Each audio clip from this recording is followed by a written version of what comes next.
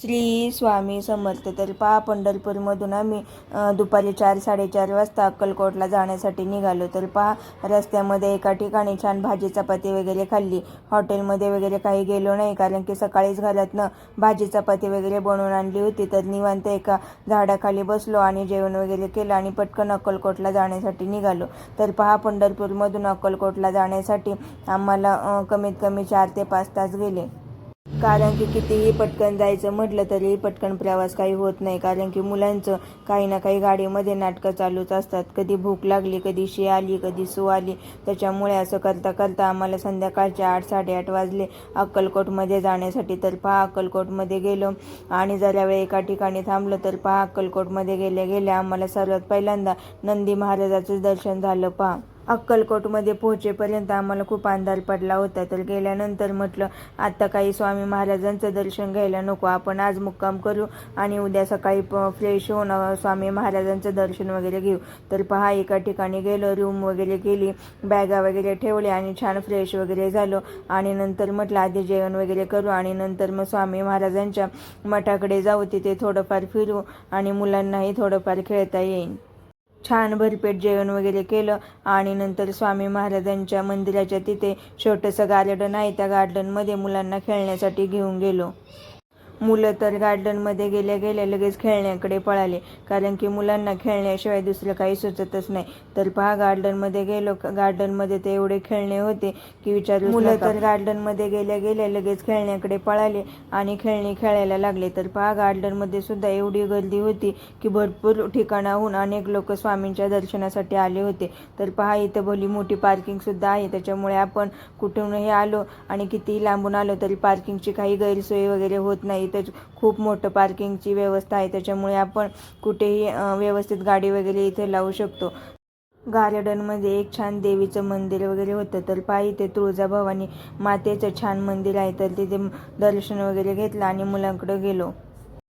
इथे आलो आणि गार्डनमध्ये तर मुलांची खेळायची मज्जाच झाली, कारण की गार्डनमध्ये एवढी खेळणी होती की विचारूच नका. मुलांना ह्या खेळण्यावर खेळू की तिकडे खेळू असं झालं होतं.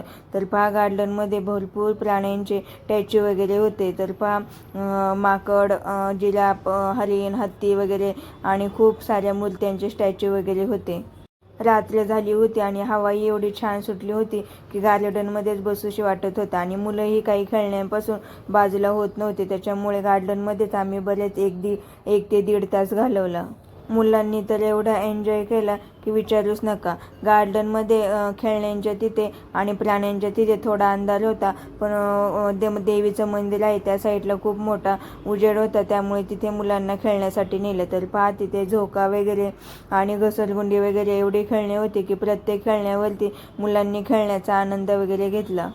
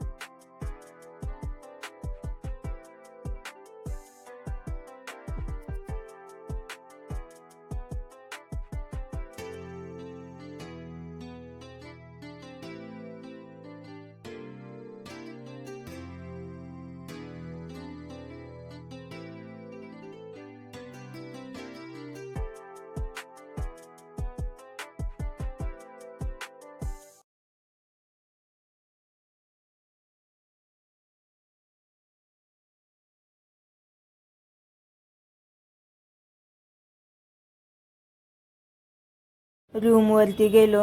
येताना जेवण वगैरे करूनच आलो होतो. तर रूमवरती गेल्यानंतर म्हटलं जास्त काही टाईमपास वगैरे करायला नको, कारण की सकाळी पुन्हा लवकर उठून स्वामींच्या दर्शनासाठी जायला हवं. कारण की आत्तासुद्धा रोडवरती एवढी गर्दी होती की असं वाटलं की सकाळीसुद्धा लाईनला खूप गर्दी होईल. तर सकाळी उठलो, फ्रेश वगैरे झालो आणि म्हटलं पटकन स्वामींच्या दर्शनासाठी जावं. कारण की कालच पाहिलं होतं, पूर्ण रस्त्यावरती एवढी गर्दी होती की भरपूर ठिकाणाहून लोक स्वामींच्या दर्शनासाठी आले होते. तर पटकन सकाळी आंघोळ्या वगैरे केल्या, नाश्ता वगैरे काही केला नाही. म्हटलं आधी स्वामींचं दर्शन वगैरे घेऊ, आधी सकाळी सकाळी स्वामींचं दर्शन घेऊ आणि नंतर मग नाश्ता वगैरे करता येईल. तर रात्री रूम केली होती. तर एका रात्रीचेच रूमवाल्याने AC रूम होती तर 1800 रुपये घेतले. तर सकाळी रूम वगैरे खाली केली आणि पटकन स्वामींच्या दर्शनासाठी निघालो. स्वामींच्या दर्शनासाठी मंदिरात गेलो. तर मगाशीच म्हटलं होतं की गर्दी तर राहणारच आहे. तर स्वामींच्या मंदिरामध्ये दर्शनासाठी एवढी मोठी भली रांग होती की आम्ही सुद्धा त्या रांगेमध्ये दर्शनासाठी उभे राहिलो. तर स्वामींचं दर्शन घेण्यासाठी जास्त काही वेळ लागला नाही. आमच्या नशिबाने पटकन आम्हाला स्वामींचं दर्शन वगैरे भेटलं.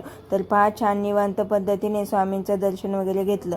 कारण की म्हटलं आपलं काही प्रत्येक वेळी सारखं अक्कलकोटला येणं होत नाही. त्याच्यामुळे कधीतरी आपल्याला योग आला आहे आणि स्वामींचं बोलवणं आलं आहे, तर छान व्यवस्थित स्वामींचं दर्शन वगैरे घ्यायचं.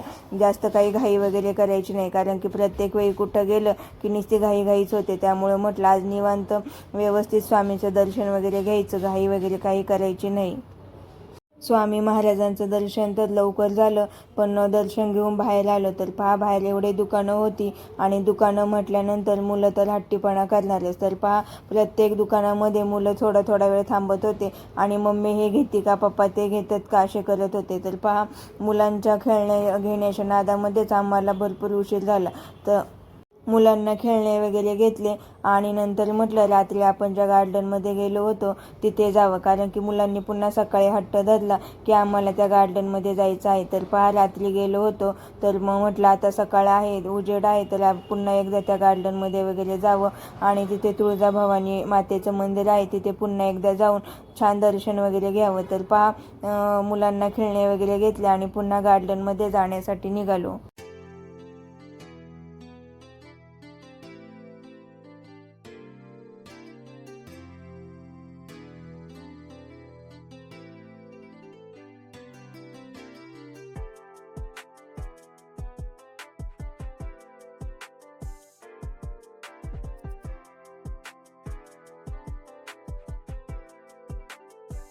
रात्री या गार्डनमध्ये आलो होतो, पण जास्त काही अंधार असल्यामुळे आम्हाला फिरता वगैरे आलं नाही.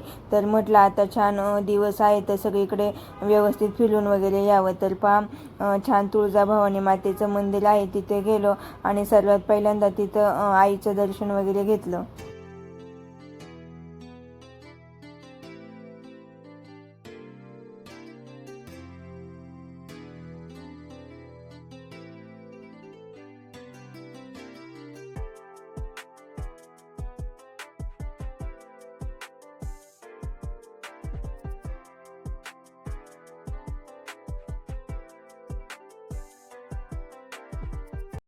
सकाळी सकाळी मंदिरात गेलो. तर मंदिरामध्ये पुजारी बाबा आईचा छान शृंगार वगैरे करत होता. आईला हळदी कुंकू वगैरे लावत होते. तर एवढं छान पद्धतीने त्यांनी देवीला नटवलं होतं की असं वाटत होतं तिथे बसूनच देवीकडे पाहत राहावं.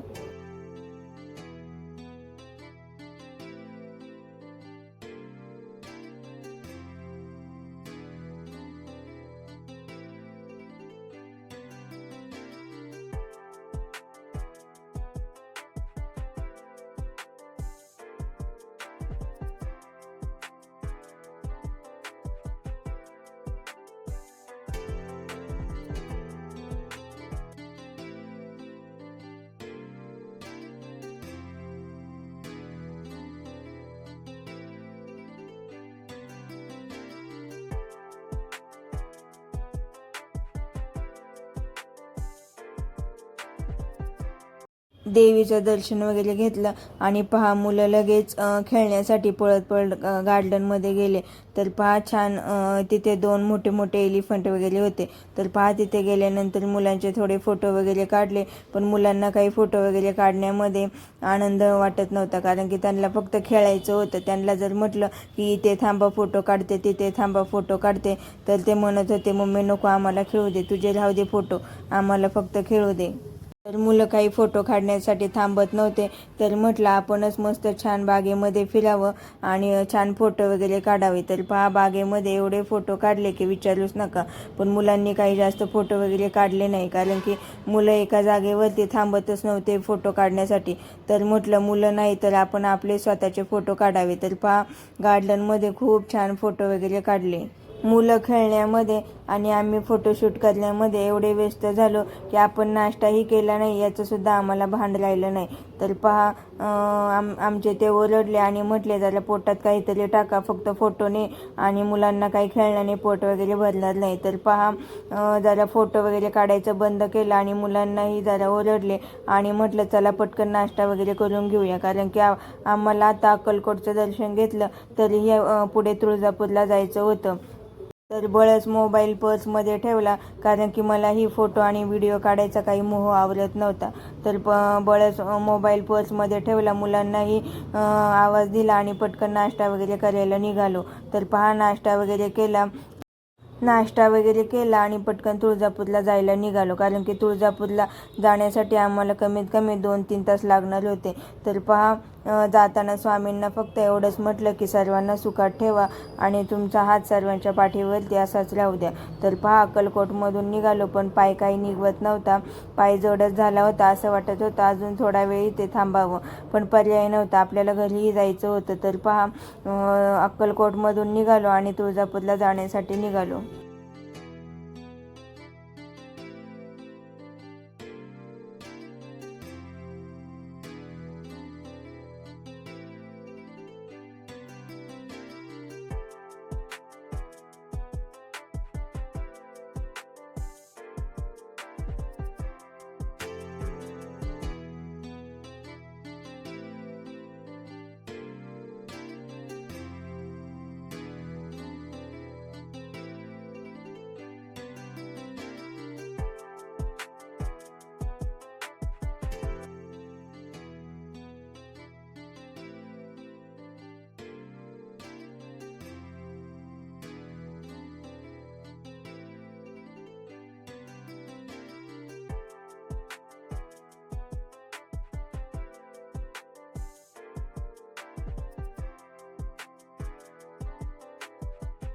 आजचा ब्लॉग हा पूर्ण अक्कलकोटमधील होता. तर पहा उद्याचा ब्लॉग हा पूर्ण तुम्हाला तुळजापूरमधील पाहायला भेटेल.